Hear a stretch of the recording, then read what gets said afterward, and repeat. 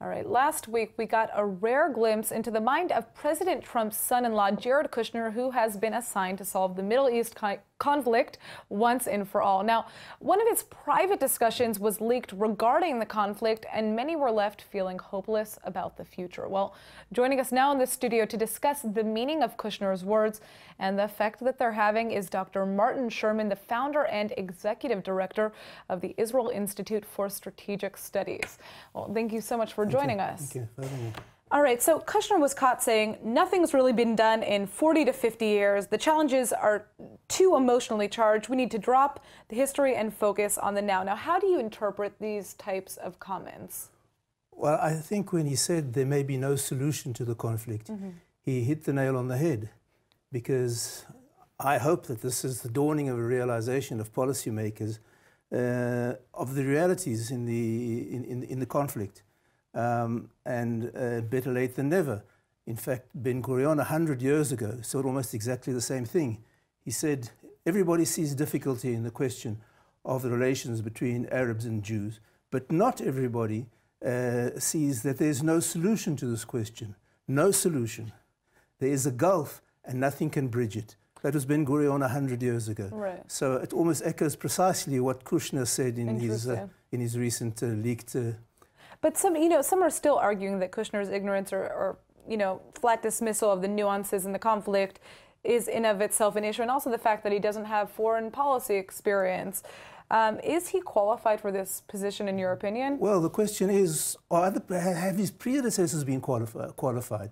Because they've taken time and time decisions which have ended in disaster, whether it was the Oslo agreements, which precipitated precisely all the dangers and all the disasters that the opponents warned of, and exactly the same with the disengagement.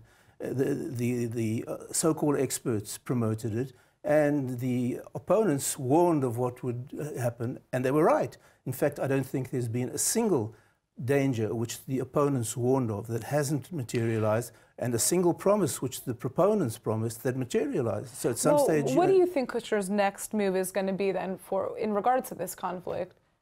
Well, I'm not sure that's the real question. The real question is what conclusions the Israeli government should draw from it.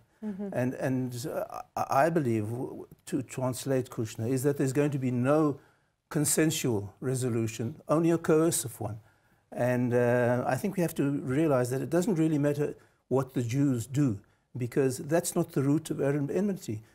Arab enmity is not rooted in what the Jews do or don't do. It's in what the Jews are, Jewish.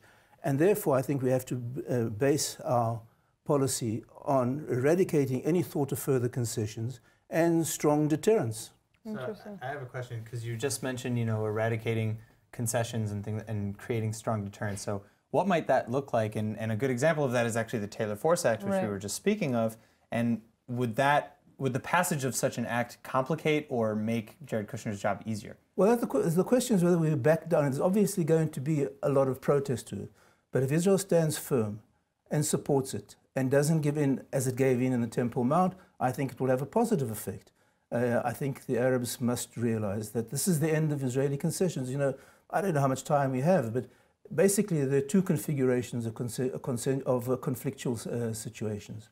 One of the protagonists can make a concession, the other side understands there's a concession and feels obliged to make a reciprocal concession. And so by a process of concessions and reciprocal concessions, the process converges to a consensual outcome. Compromise. Yeah, but there's an equally plausible situation whereby one side makes a concession, and it isn't interpreted as a gesture of goodwill, but a sign of weakness. So it doesn't induce a reciprocal concession, only demands for more concessions. It's the ally versus the axis. So instead of converging, it diverges until a coercive situation is inevitable.